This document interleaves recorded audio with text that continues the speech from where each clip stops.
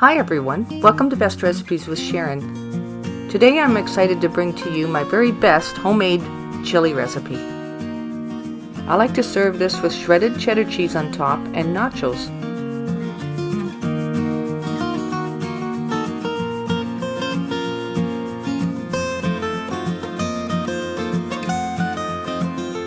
Now then, let's get started.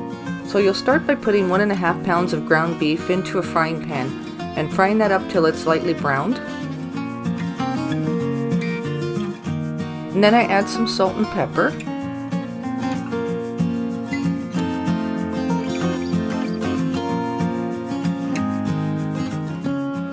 So while that ground beef is frying up, you'll do some slicing and chopping of your vegetables that you're going to be putting in.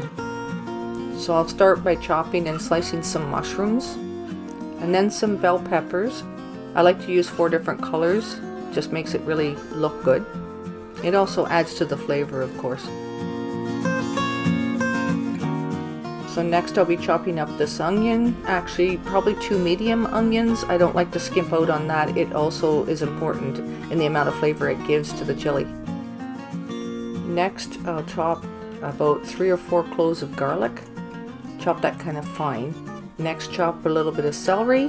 And while you're busy doing all this chopping, don't forget about the ground beef on the stove frying. You need to stir it once in a while. So now back to the ground beef. First, drain off any fat. Add 1 tablespoon of parsley flakes. Then add 1 teaspoon of ground cumin. Then take a spoon and stir that in really well.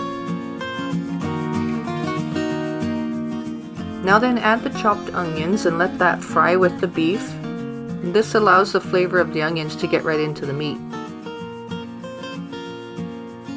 Now then I'll take a separate frying pan, add a little bit of butter, then add 1 cup of chopped mushrooms. Then fry that for a little bit and drain off the extra juice that forms. Then add a little bit of extra virgin olive oil to the pan. And then add 1 cup of your chopped peppers. Then stir that together. Then next add the 4 cloves of finely chopped garlic. Then continue to stir and saute these till they're just lightly browned. Now comes the fun part. We'll put all this together and it'll start to actually look like chili. So then take the ground beef mixture and pour it into a large pot like this. Then take the sauteed vegetables and add it to the ground beef. Next, add 1 teaspoon of dried oregano. Then when it comes to adding the chili, start with a moderate amount. So about 1.5 tablespoons. Okay, then add 2 cups of diced tomatoes.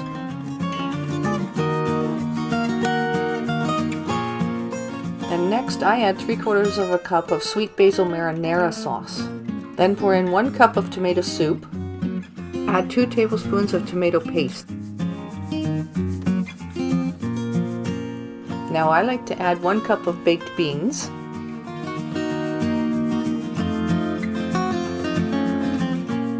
Of course, 3/4 of a cup of kidney beans. Turn the heat on to a medium heat and then turn it down and let it simmer. Then add 5 or 6 bay leaves and let it continue to simmer about 15 to 20 minutes so that all the flavor soaks in nicely. And don't forget to stir it every few minutes. And this is where I stop and do a taste test. This is to check to see if it's got enough chili powder. And no, not quite, so I'm adding another teaspoon of chili powder. And right now you'll have the fresh smell of home-cooked chili throughout your home. This is what it should look like. Then I add 1 more ingredient, 1/3 of a cup of ketchup. Continue to stir it every once in a while and simmer on the stove until it looks like it's boiled down a little bit. And it should thicken up like this. Alright, so now I'm going to take some tongs and remove those bay leaves. So if you know you've added 5 or 6, make sure you take 5 or 6 back out. Now there you have it. You can eat it just like it is, or you can top it off with some freshly grated cheddar cheese, or you can serve it also with a baked potato or with some nachos. Now this hearty meal has just the right blend of ingredients to make it really tasty and enjoyable. Now until next time, enjoy.